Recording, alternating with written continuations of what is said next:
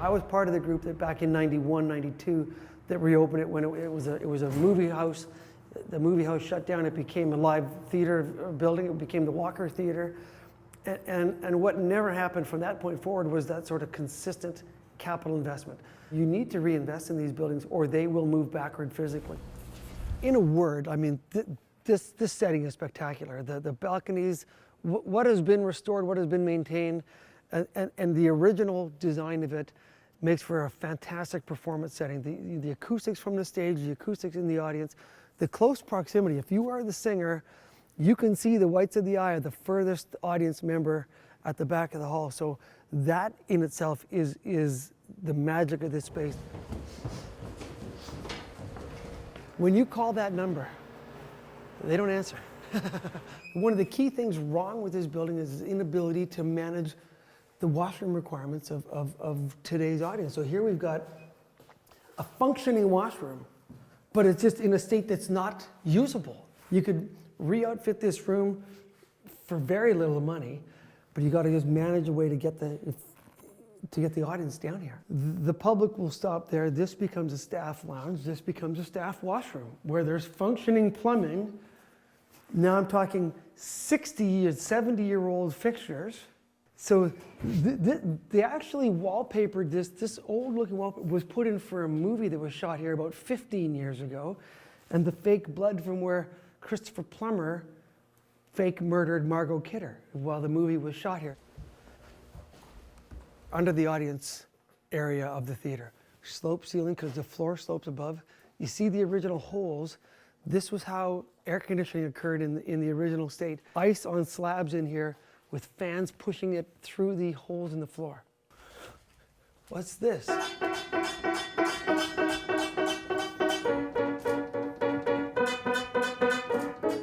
Your performance days, they're limited.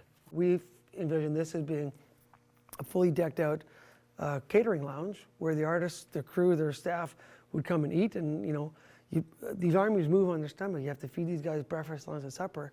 So here's a great space that hasn't been utilized. This is where currently the crews are being fed, the bands, the performers are being fed. It's a hangout space for the traveling and local staff that come and work. So obviously people have some spare time on their hands. They get out a felt pen and they doodle on the wall. I envision this as being, flat screen TVs, couches, a place to hang out, and all this food services happens downstairs in that bigger space underneath the stage. This becomes way more for the private use of the performers and their guests. There are two floors of dressing rooms that in 1993 we renovated. We knocked down what used to be here. We created the spaces that you see, which is a washroom, a smaller dressing room, and a larger one. But again, they show 20 years of wear. They show 20 years of out-of-date color. We want to refresh this and take it to another level. Here's an area that no one ever gets to see. We're on an original design, layout of the dressing room area backstage here at the Burton Cummings Theatre. There were 3 floors of them where the performers would use as change rooms. So we're on the 3rd floor above the stage. This is what Charlie Chaplin got. This is what the Marx Brothers would have had when they performed here. You would have had, the sink in the corner, a nail to hang your jacket up on, and at one point there would have been a mirror with some sort of lighting. But they would sit here, do their mirror, two lights. Like back in '92, we didn't gut this floor. We didn't think we needed it because typically now you have an artist with an opening artist, so you don't need to have 9 rooms. But but the demands are changing now. You do need more rooms for offices, for individual workspace. We're headed to the first balcony. This is open to the public stairwell.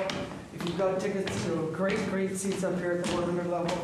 There's just no question that this is just such a great place to see a performance. Comedian, pop singer. This is where, it's a very intimate setting for the performer and for the audience. We're in the Gods up here now, in the second deck, and it's called the Gods because a lot of the seating up here is made up of pews from an old church, right? Sure, and also I think that there's a concept that you are near heaven up here. If you've made it up the stairs, if you're this high off the ground, it's the gods. It's the place of the gods.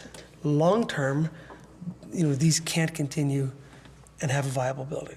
And if I were to make the choice, I'd say, no pews, and let's put some real seats up here and treat these people consistently with how we treat people in the other parts of the building.